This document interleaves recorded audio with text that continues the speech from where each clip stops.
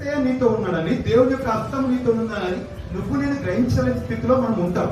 కానీ నువ్వు నడుస్తున్నప్పుడు నీ పక్కన ఆయన ఉన్నాడని, లేదా ఆయన దేవదూతలు ఉన్నాయని, ఆయన హస్తము నీ మీద చాపబడి ఉన్నదని నువ్వు నేను గ్రహించలేని స్థితిలో మనం ప్రతిదినం ఉన్నాం కనుక చిన్న చిన్న స్థితి పరిస్థితులను బట్టి నువ్వు నేనేం చేస్తామంటే కృంగిపోతాం, భయపడతాం.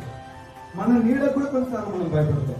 లేకపోతే చిన్న సమస్యకు కూడా నువ్వు నేను దిగులు చెందుతాం, భయపడతాం. ఎందుకంటే భయపడేది ఏంటంటే ఆయనపై నీకు కాన్ఫిడెన్స్ లేకపోవడం. ఆయనపై నీకు కాన్ఫిడెన్స్ లేకపోవడమే నీ జీవితంలో భయం కలిగించేది. ఆయనపై నీకు విశ్వాసం లేకపోవడమే నీ జీవితంలో, నా జీవితంలో భయమునకు, టెన్షన్కి, దిగులుకి కారణం.